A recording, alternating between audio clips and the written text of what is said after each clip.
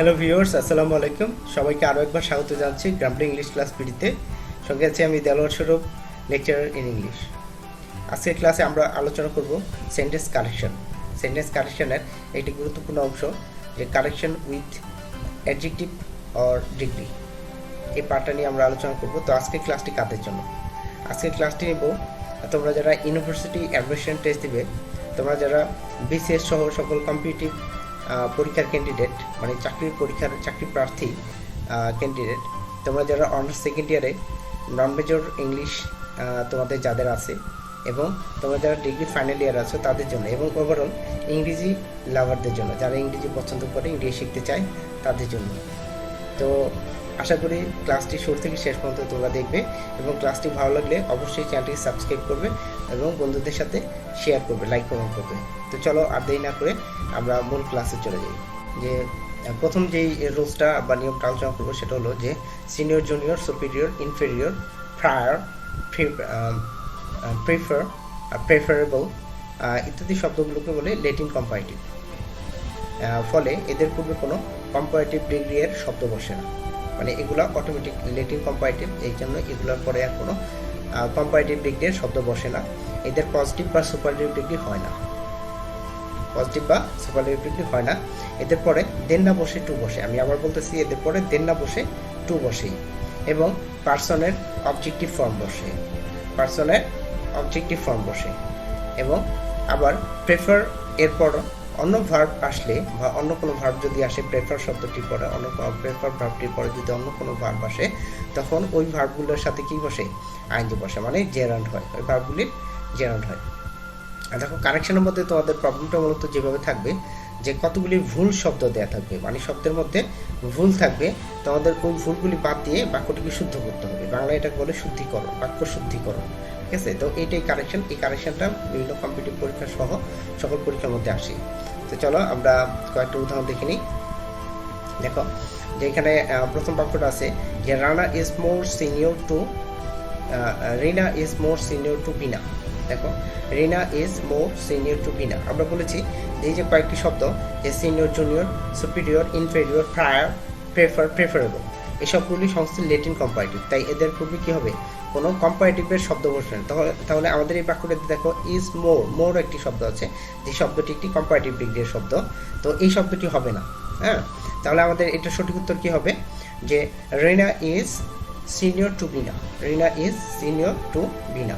তারপরে দেখো পরবর্তীটা, this shirt is more preferable than that. এখানে দেখো যে এগুলো ল্যাটিন কম্পারেটিভ শব্দ আছে, এখানে একটা প্রেফারেবল শব্দের ল্যাটিন কম্পারেটিভ আছে, কিন্তু তার আগে মোর বসে না, আমরা কিন্তু মোর বসিয়েছি, বাক্যটা ভুল আছে। তাহলে এটা শুধু কি হবে? আবার দেখো, যে আমরা বলেছিলাম এই যে এদের পরে দেন না বসে টু বসে, এই বাক্যটির মধ্যে দেন ব্যবহার করা হচ্ছে। তাহলে এখানে দুটি ভুল আছে, এটাকে আমাদের শুদ্ধ করতে হবে, যে this shirt is preferable to that, this shirt is preferable to that, এইভাবে করতে হবে। পরবর্তী বাক্যটা দেখো, যে he prefers to write than to read. দেখো, আমরা আগে বলেছি যে প্রেফার শব্দটির পরে যদি ভার্ব আসে, এখানে দেখো ভার্ব আছে, টু প্লাস রিড, দুইটা ভার্ব আছে। এই দুইটা ভার্ব থাকার কারণে আমরা জানি যে প্রেফারের পরে যদি অন্য কোনো ভার্ব আসে, তাহলে ভার্বের সাথে উক্ত ভার্বের জেরান্ড হয়, ভার্বের সাথে আইএনজি যুক্ত হয়। তাহলে আমাদের এটা কীভাবে শুদ্ধ করতে হবে? যে হি প্রেফার্স রাইটিং, এখানে আছে দেন, আমরা জানি এখানে দেন হবে না, কারণ প্রেফারের ভার্ব যুক্ত বাক্য থাকলেও এখানে দেন হয় না। তাহলে he prefers writing to reading, he prefers writing to reading, এভাবে বাক্যটা শুধু। তারপর পরবর্তী সর্বশেষ বাক্যটা দেখো, যে Rahat is more junior than I, Rahat is more junior than I. এখানে দেখো একটি কম্পারেটিভ শব্দ মোর ব্যবহার করা হয়েছে, আমরা জানি মোরটা হবে না, তাহলে আমাদের মোর বাদ দিতে হবে। রাহাত ইজ জুনিয়র, এখানে আছে দেন, আমরা জানি যে দেন হবে না, যে ল্যাটিন কম্পারেটিভের পরে দেন না বসে টু বসে, তাহলে আমাদের এখানে টু বসতে হবে। তাহলে Rahat is junior to I, এখানে আছে আই, আমরা জানি যে এদের পরে পার্সনের অবজেক্টিভ ফর্ম বসে, অবজেক্টিভ ফর্ম। তাহলে আমাদের আয়ের পরিবর্তে মি বসাতে হবে, আয়ের অবজেক্টিভ ফর্ম কি? মি। তাহলে সঠিক উত্তরটি হবে Rahat is junior to me. আশা করি তোমরা বুঝতে পেরেছ। তো আমরা পরবর্তী রুলে চলে যাব। পরবর্তী রুলটি দেখো, যে 2 নম্বর রুল, যে নিয়মটা দেওয়া হয়েছে। দেখো, সাধারণত একই ব্যক্তির দুটি গুণ, দোষ, অবস্থার মধ্যে তুলনা বোঝালে কম্পারেটিভ ডিগ্রি করতে মোর প্লাস পজিটিভ ডিগ্রি ব্যবহার করতে হয়। দেখো একই ব্যক্তির মানে একজন ব্যক্তির যদি দুইটি দোষ গুণ বা অবস্থা যা কিছু হোক এই দুটি জিনিসের মধ্যে যদি তুলনা হয় তখন কি করতে হবে যে মোর প্লাস পজিটিভ ডিগ্রি বসতে হবে, মানে কম্পারেটিভ ডিগ্রি বসানো যাবে না, কম্পারেটিভ ডিগ্রি বসতে ভুল হবে, অথবা ইআর বা আর যোগ করে যে আমরা কম্পারেটিভ ডিগ্রি করি এই কম্পারেটিভ ডিগ্রি এইভাবে করা যাবে না, এটা হলো রুলস। তো চলো আমরা একটি উদাহরণের মাধ্যমে বিষয়টা ক্লিয়ার হই। দেখো এখানে আছে he is cleverer than intelligent, he is cleverer than intelligent. এখানে দেখো তাহলে কার ইন্টেলিজেন্ট আর কার ক্লেভারের কথা, ক্লেভার হওয়ার কথাই বাকি বলা হচ্ছে, বিষয়টা খেয়াল করতে হবে। এখানে হি একজন ব্যক্তির কথা বলা হচ্ছে, তাহলে এখানে একজন ব্যক্তির দুইটি গুণ আসছে, একটা হলো ক্লেভার, একটা হলো ইন্টেলিজেন্ট। তাহলে আমরা রুলসের মধ্যে পড়েছি যে একজন ব্যক্তির দুইটি গুণের মধ্যে যদি বা দুইটি দোষের মধ্যে যদি অথবা দুইটি অবস্থার মধ্যে যদি তুলনা করা হয় তখন কিন্তু আমরা মোর প্লাস পজিটিভ ডিগ্রি ব্যবহার করতে পারবো, মানে ইআর ইএসটি ইআর যুক্ত বাক্য বসতে শব্দ বসতে পারবো না। তাহলে আমাদের কি লিখতে হবে, আমাদের লিখতে হবে যে he is clever than he is clever, he is more clever, হ্যাঁ he is more clever than intelligent. শব্দটা শুদ্ধ হবে কি হবে যে হি ইজ মোর ক্লেভার, মানে ক্লেভারের ইয়ার বাদ দিতে হবে, হ্যাঁ তাহলে বাক্যটা শব্দটা পজিটিভ ডিগ্রি শব্দ হবে, শুধু একটা অ্যাডজেক্টিভ হবে। তাহলে he is clever, he is more clever than intelligent, এইভাবে বাক্যটা শুদ্ধ করতে হবে। পরবর্তী বাক্য দেখো Raju is braver than strong. এখানে দেখো এখানে একজনের গুণের দুইটা গুণের কথা বলছে, একটা হলো সাহসী হওয়া, একটা হলো শক্তিশালী হওয়া। যে একজনের দুইটা গুণ আসার কারণে কিন্তু এটাকে আমরা কি করতে পারবো, আমরা মোর প্লাস পজিটিভ ডিগ্রি বসেই এই দুইটা গুণের মধ্যে তুলনা করব। তাহলে আমাদের কি করতে হবে, Raju is more brave, Raju is more brave than strong. হ্যাঁ আশা করি বুঝতে পেরেছ। আমরা তৃতীয় নাম্বার রুলসে চলে যাব। তৃতীয় নাম্বার রুলসটা দেখো, সাধারণত পজিটিভ ডিগ্রির পূর্বে ভেরি এবং কম্পারেটিভ ডিগ্রির পূর্বে বাচ বসে। আবার বলতেছি সাধারণত পজিটিভ ডিগ্রির পূর্বে ভেরি এবং কম্পারেটিভ ডিগ্রির পূর্বে মাছ বসে। তোমরা জানো কম্পারেটিভ ডিগ্রি মানে কি, দুইয়ের মধ্যে যদি দুই বা ততোধিক দুই জিনিস বা ততোধিক জিনিসের মধ্যে মানে যেটা তুলনা বোঝাবে, গুণ দোষ বা গুণ অবস্থার তুলনা বোঝাবে, তখন কিন্তু এটা পজিটিভ ডিগ্রি হয়ে যাবে। হ্যাঁ তাহলে আমরা উদাহরণ দেখি। দেখো যে I am much glad to see you, এখানে দেখো I am much glad to see you, এখানে গ্ল্যাড অ্যাডজেক্টিভটা ব্যবহার করেছে, যেটা হলো অ্যাডজেক্টিভ একটি এই গ্ল্যাডের একটি পজিটিভ ফর্ম। তাই আমরা জানি যে পজিটিভ ডিগ্রির পূর্বে ভেরি বসাতে হয় এবং কম্পারেটিভ ডিগ্রির পূর্বে মাছ বসাতে হয়। তাহলে আমাদের এই বাক্যটা শুদ্ধ করতে হবে কি, এখানে ভুল আছে কি মাছ, কারণ হলো কি অ্যাডজেক্টিভটার পজিটিভ ফর্ম দেওয়া হয়েছে, গ্ল্যাড দেওয়া হয়েছে। তাহলে এখানে কি করতে হবে যে I am very glad to see, I am very glad to see you, এইভাবে বাক্যটি শুদ্ধ করতে হবে। দ্বিতীয় বাক্যটি দেখো ইজ ভেরি বেটার নাও, এখানে দেখো বেটার শব্দটা আছে, বেটার শব্দটা কিন্তু কম্পারেটিভ ফর্ম, অ্যাডজেক্টিভের কম্পারেটিভ ফর্ম। আমরা জানি যে কম্পারেটিভ এর উপরে মাছ ব্যবহার করতে হয়, ভেরি ব্যবহার করা যায় না। তাহলে আমাদের কি করতে হবে যে এই বাক্যটা শুদ্ধ করার জন্য ভেরি শব্দটা বাদ দিয়ে এখানে মাছ বসতে হবে, he is much better now. ঠিক আছে, এইভাবে তোমরা বাক্যটিকে শুদ্ধ করবে। তারপর দেখো পরবর্তী রুলসটা নিয়ে আমরা দেখি যে একই সঙ্গে মোর, রিলেটিভলি, কম্পারেটিভলি ও ইআর এবং মোস্ট আর ইএসটি, মোস্ট ইএসটি অর্থাৎ একই সেন্টেন্স আমরা ডাবল কম্পারেটিভ বা ডাবল সুপারলেটিভ করতে পারবো না, ডাবল কম্পারেটিভ বা ডাবল সুপারলেটিভ করা যাবে না। আমরা একটি উদাহরণের মাধ্যমে বিষয়টা দেখি। দেখো যে I feel comparatively better today, এখানে দেখো আই ফিল কম্পারেটিভলি বেটার, যে কম্পারেটিভলি একটি কম্পারেটিভ ডিগ্রি শব্দ, বেটার কম্পারেটিভ ডিগ্রি শব্দ টুডে। তাহলে বলছি কি একই বাক্যে ডাবল কম্পারেটিভ করা যাবে না। তাহলে দেখো এখানে কম্পারেটিভলি এবং বেটার দুইটাই কম্পারেটিভ শব্দ, কম্পারেটিভ ডিগ্রি শব্দ, আমাদের কি ডাবল কম্পারেটিভ হয়ে গেছে, এটাকে ডাবল কম্পারেটিভ রাখা যাবে না। তাহলে আমরা এটাকে শুদ্ধ আনসার কি করতে পারি যে আই ফিল বেটার টুডে, আর I feel comparatively well today. Comparatively ব্যবহার করলে আমাদের আরেকটি শব্দ ব্যবহার করতে হবে ওয়েল মানে ভালো, এই শব্দটা ব্যবহার করতে হবে। হ্যাঁ আশা করি বুঝতে পেরেছ। দ্বিতীয় উদাহরণটা দেখো যে Omar is the most wisest man in the town. এখানে দেখো Omar is the most wisest man, এই যে মোস্ট প্লাস ওয়াইজ এর সাথে ইএসটি যোগ করে, আমরা জানি ওয়াইজ এর সাথে ইএসটি যোগ করে সুপারলেটিভ করা হয়, এবং মোস্ট শব্দটিতেও কিন্তু সুপারলেটিভ কাজ করা হয়। এখানে দেখো তাহলে আমাদের এটা ডাবল সুপারলেটিভ হয়েছে, ডাবল সুপারলেটিভ করা যাবে না। এখন আমাদের কি করতে হবে, একটা শব্দকে বাদ দিতে হবে। যেমন Omar is the wisest man in the town, বাক্যটাকে আমরা এইভাবে সহজেই শুদ্ধ করতে পারি। আচ্ছা, আমরা পরবর্তী রুলে চলে যাবো। 5 নম্বর রুল দেখো, অ্যাডজেক্টিভের ভিন্ন ডিগ্রি সাধারণত এন দ্বারা যুক্ত করা যায় না। মানে এন দ্বারা আমরা জানি যে বিভিন্ন পার্সেসকে, তারপরে বাক্যের বিভিন্ন ক্লোজকে আমরা যুক্ত করে থাকি। তো এখানে বলা হচ্ছে যে অ্যাডজেক্টিভের ভিন্ন ভিন্ন ডিগ্রি, মানে কি পজিটিভ ডিগ্রি, একটা অংশ ধরো একটা অংশ পজিটিভ থাকলো, একটা অংশ সুপারলেটিভ থাকলো, একটা অংশ পজিটিভ থাকলো, একটা অংশ কম্পারেটিভ থাকলো। মানে এই যে এই অংশগুলিকে এন দ্বারা যুক্ত করা যায় না। যদি এমন তোমরা পাও তাহলে বুঝবো এটি ভুল, ওইটাকে শুদ্ধ করতে হবে। এখন দেখো যে Dhaka is a more crowded and very dirty city. এখানে দেখো Dhaka is the more crowded, এই যে মোর ক্রাউডেড এটা হলো কি কম্পারেটিভ ডিগ্রি। এখন দেখো যে ভেরি ডার্টি সিটি, যে ভেরি ডার্টি এটা কিন্তু পজিটিভ ডিগ্রি। তাহলে আমরা জানি যে নিয়ম অনুসারে যে অ্যাডজেক্টিভের দুই ধরনের ডিগ্রি, মানে যে কোনো দুই ধরনের ডিগ্রি কিন্তু এন দ্বারা যুক্ত করা যায় না। এন দ্বারা যুক্ত হতে হলে যেটাকে এক করতে হবে, মানে এক ডিগ্রিতে নিয়ে আসতে হবে।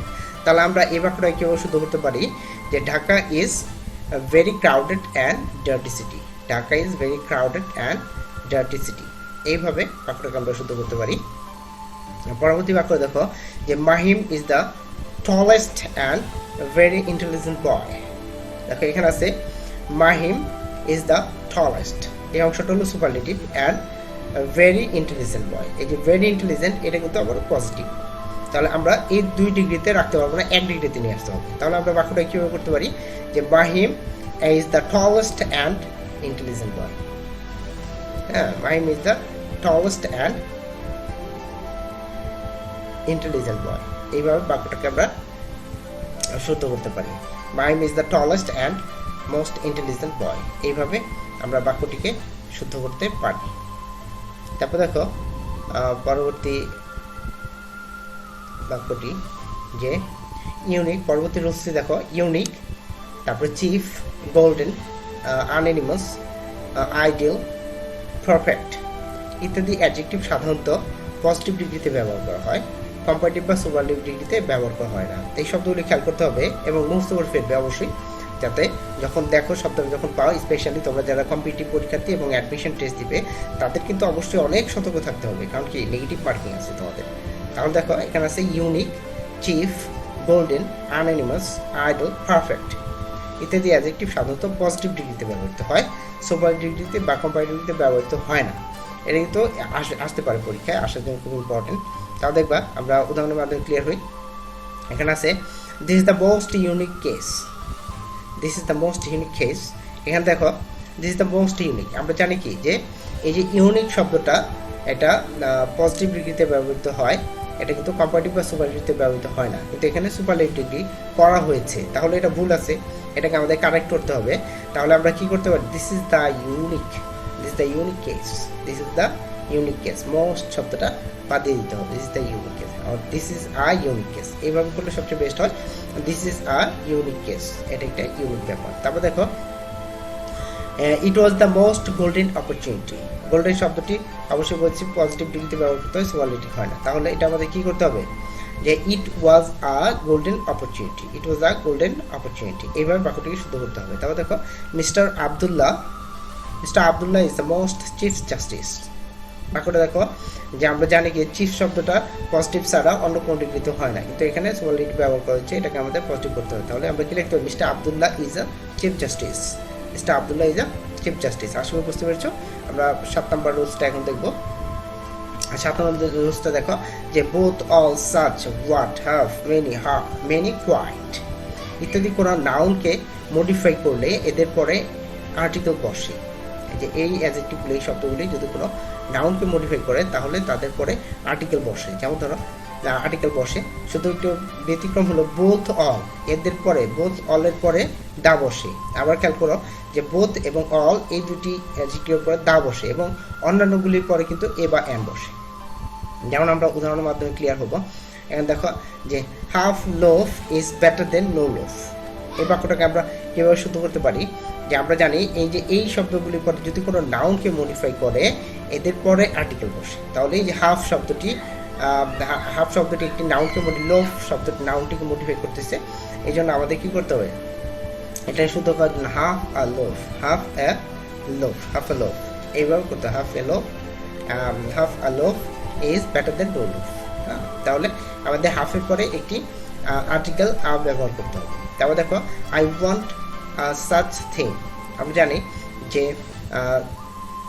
এদের পরে আমাদের আর্টিকেল ব্যবহার করতে হবে, তাহলে কি করতে হবে, I want such a thing, হ্যাঁ যে সাচ আ থিং, এখানে সাচের পরে ব্যবহার করতে হবে। তারপর দেখো the all world is a stage, আমরা জানি কি উপরে লিখে দিয়েছি, খেয়াল করো স্ক্রিনে দেখো যেখানে আমরা লিখেছি বোথ অথবা অল, এদের পরে দা বসে, তাহলে আমাদের কি করতে হবে, all the world is a stage, এইভাবে আমাদের বাক্যটিকে শুদ্ধ করতে হবে। তারপর দেখো আমাদের আজকে ক্লাসের সর্বশেষ রুল, সেটা হলো অ্যাজ, সো, টু, হাউ ইত্যাদি অ্যাডভার্ব কোনো অ্যাডজেক্টিভকে মডিফাই করলে ওই অ্যাডজেক্টিভের পরে আর্টিকেল এ বা অ্যান বসে, হ্যাঁ যে এই অ্যাডভার্ব কয়টা অ্যাজ, সো, হাউ, এই অ্যাডভার্ব কয়টি যদি কোনো অ্যাডজেক্টিভকে মডিফাই করে তখন ওই অ্যাডজেক্টিভের পরে আর্টিকেল এ বা অ্যান বসে। যেমন আমরা উদাহরণ দেখব যে he is not so ton boy as his brother, এখানে দেখো যে আমরা জানি যে এই সো শব্দটা যে টল অ্যাডজেক্টিভটির পূর্বে আছে এবং এটা দ্বারা কি এই অ্যাডজেক্টিভকে মডিফাই করা হচ্ছে, তাহলে কি এই অ্যাডজেক্টিভের পরে আমরা জানি কি একটা আর্টিকেল আনতে হবে, তাহলে he is not so tall a boy, এইভাবে বাক্যটি শুদ্ধ করতে হবে, he is not so tall a boy as his brother. তারপর বাক্যটা দেখো যে হি ইজ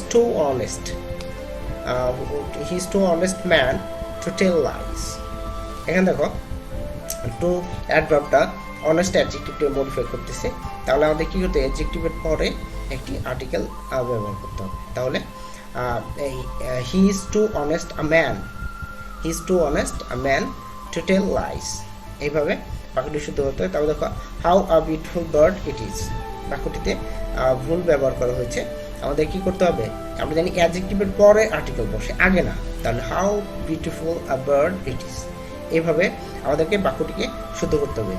তো আশা করি তোমাদের ক্লাসটি ভালো লেগেছে এবং ক্লাসটি ভালো লাগলে আসলে আমার এই ক্ষুদ্র প্রচেষ্টা সার্থক হবে বলে মনে করি। তোমরা অবশ্যই যারা ক্লাসটিকে সম্পূর্ণ দেখেছো অবশ্যই চ্যানেলটিকে সাবস্ক্রাইব করবে এবং লাইক, কমেন্ট ও শেয়ার করবে, এবং পরবর্তীতে তোমরা কোন বিষয়ের উপরে ক্লাস দেখতে চাও সেটা অবশ্যই কমেন্ট করে জানাবে। এবং তোমরা যারা অ্যাডমিশন টেস্ট অথবা বিভিন্ন কম্পিটিটিভ টেস্টের ক্যান্ডিডেট, তারা অবশ্যই একটা মুহূর্ত সময় নষ্ট করবে না, কারণ জীবনে সময়ের অনেক দাম। 30 বছর হয়ে গেলে আমাদের বাংলাদেশের প্রেক্ষাপটে কিন্তু সরকারি চাকরির বয়স শেষ হয়ে যায়, এটা আসলে খুবই ট্রাজিক একটা বিষয় সকল যারা চাকরি প্রার্থী সকলের জন্য। তো তোমাদের কাছে অনুরোধ থাকবে অবশ্যই নামাজ পড়বে, আল্লাহর কাছে প্রার্থনা করবে এবং নিজেদের ধর্ম অনুসারে ধর্মকর্ম করবে এবং পড়াশোনা, এর কোনো বিকল্প নেই। পড়াশোনা করতে করতে একসময় দেখবে ইনশাআল্লাহ হতাশ হওয়ার কোনো কারণে চাকরি হবে ইনশাআল্লাহ। তো সবাই ভালো থাকবে, আল্লাহ হাফেজ।